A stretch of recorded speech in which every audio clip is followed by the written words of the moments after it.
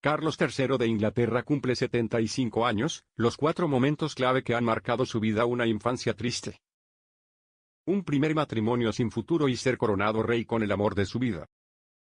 Repasamos los principales hitos que han supuesto un antes y un después para el actual monarca del Reino Unido. Este es un repaso a los momentos clave que han marcado su larga vida, desde que se convirtió en heredero a la corona hasta que, por fin, reinó. La infancia solitaria de un jovencísimo heredero. La primera palabra que Carlos pronunció no fue mamá, sino nana, en referencia a su nani, niñera, que era la persona con la que más tiempo pasaba.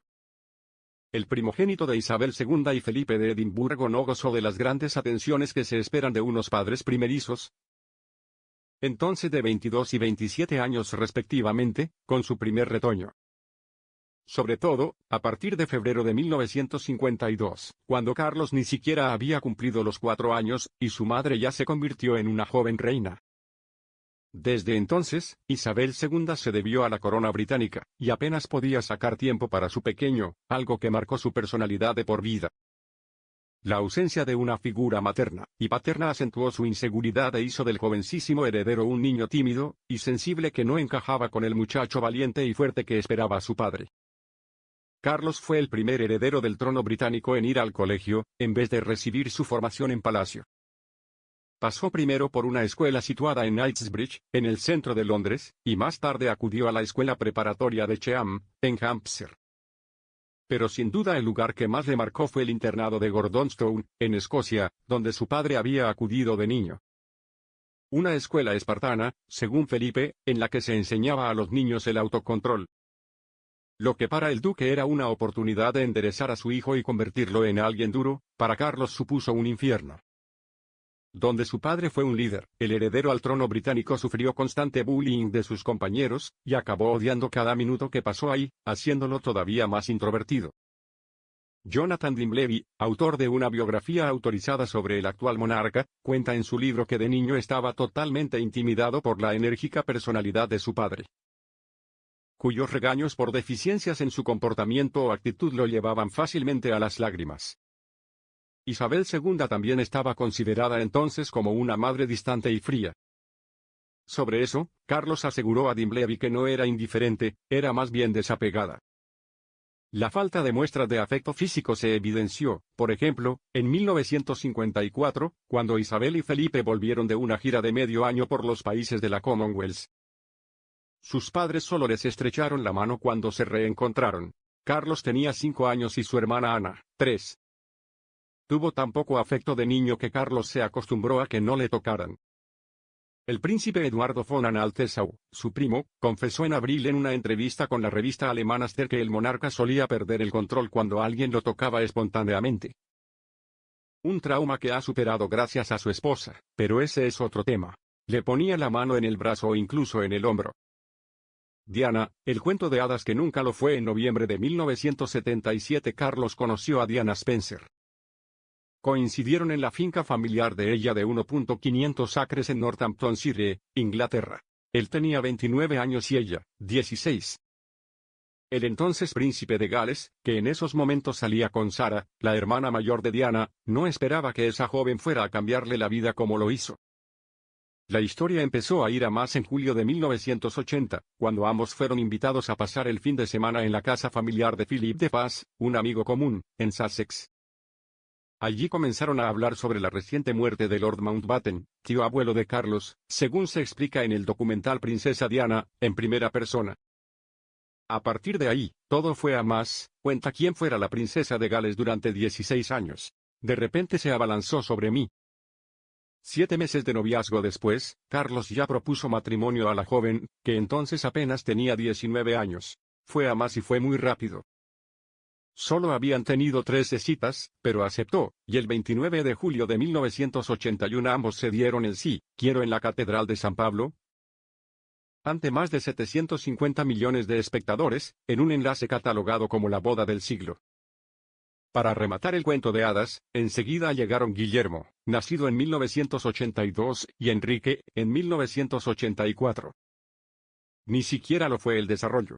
Pero la relación de Carlos y Diana no tuvo un final feliz.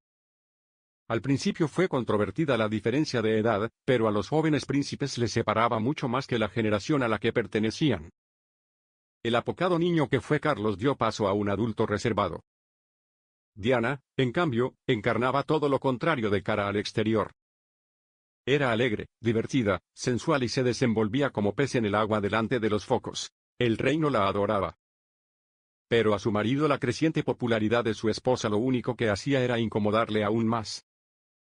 Sus muestras públicas de celos y desprecio hacia Diana no hicieron sino engrandecer la figura de la princesa y empequeñecer la suya.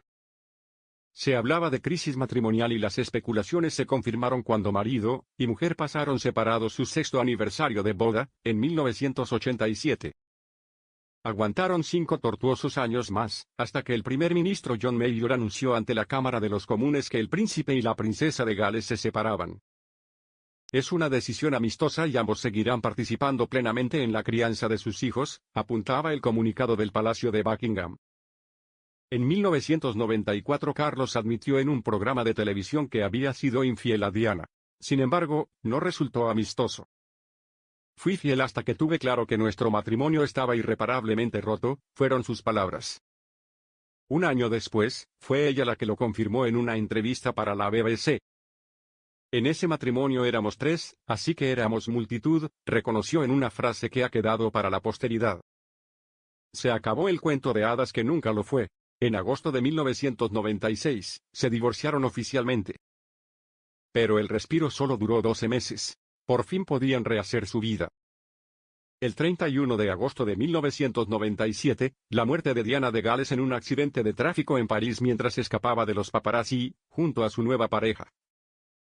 Dodi Al-Fayed, también fallecido en el siniestro, conmocionó al mundo entero.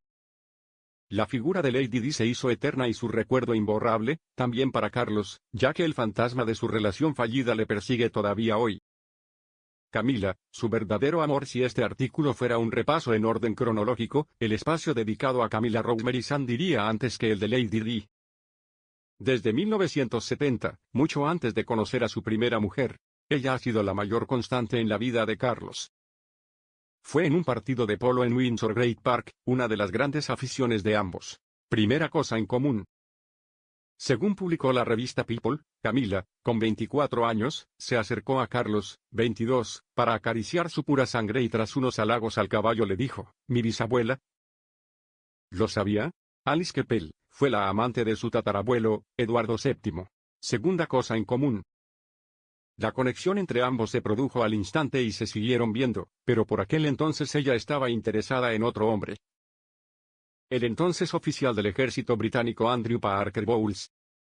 En 1973, aprovechando que el príncipe estaba fuera de Inglaterra en una gira como heredero al trono, se casó con él sin avisar a Carlos, que se enteró por la prensa.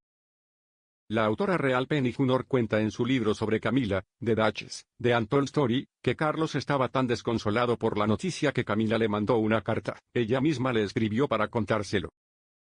También le convenció de que buscara otra mujer a la que convertir en princesa y la elegida fue Diana Spencer. Le rompió el corazón. Aún así, el actual monarca del Reino Unido nunca renunció a Camila.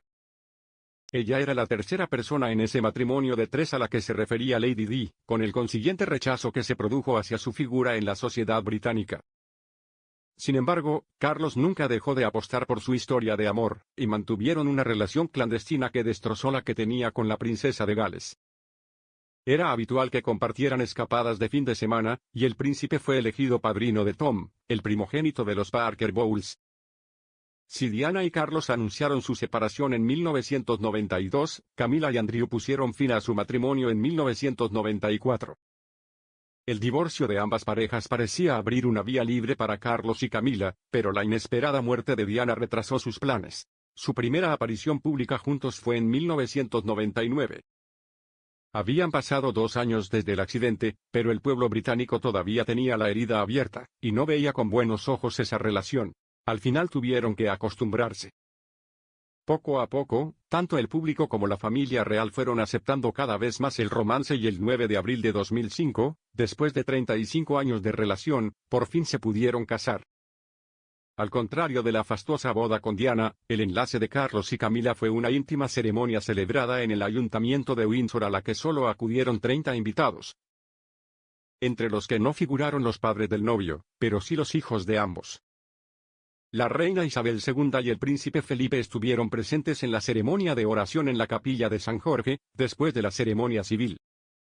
Los biógrafos de Carlos aseguran que Camila lo ha transformado a lo largo del tiempo, que, junto a ella, por fin es feliz.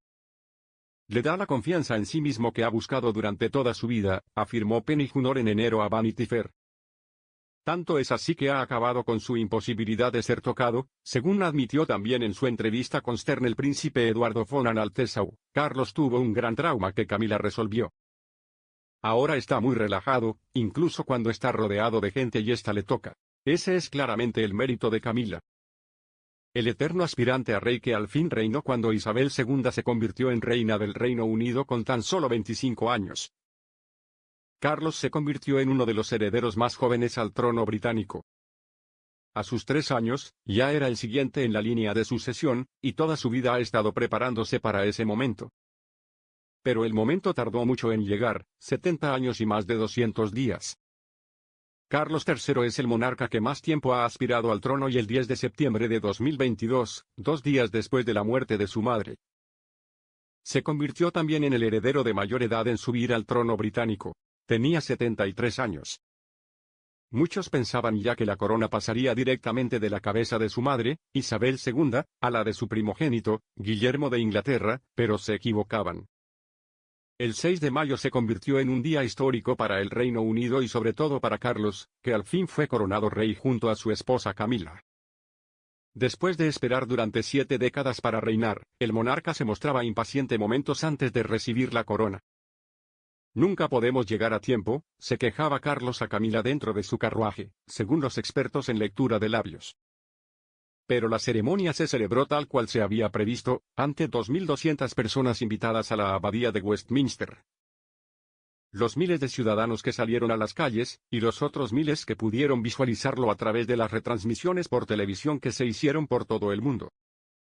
Yo, Carlos, profeso y declaro solemne y sinceramente en presencia de Dios que soy un fiel protestante y que, de acuerdo con las leyes que asegura una sucesión protestante al trono, defenderé y mantendré esas leyes, juró con la mano en la Biblia. Más tarde, Camila recibía la corona de la reina María de Teck, dando paso a la primera ceremonia de coronación de un consorte desde 1937. La propia Isabel II usó su mensaje del jubileo de platino para expresar sus esperanzas de que su nuera, tan odiada por sus súbditos al principio, fuera llamada reina llegado el momento. Cuando llegó al trono, Carlos agradeció a su querida mamá su devoción y amor a la familia, pero no se refería a la de sus lazos de sangre, sino a la familia de naciones a la que sirvió diligentemente durante años. El suyo prometía ser un reinado más moderno y menos conservador, concienciado con causas como el medio ambiente o la inclusión. Sin embargo, parece que el propio monarca empieza a comprender que reinar no es tan fácil, y él mismo contradijo sus ideas la semana pasada en su primer discurso del rey ante el Parlamento británico, donde defendió futuras licencias para nuevos campos petrolíferos y gasísticos y mano dura contra la inmigración. Todavía es pronto para saber si realmente el reinado de Carlos se alejará de cómo fue el de su madre o acaba pareciéndose más de lo que esperaba. La única certeza es que será mucho más corto.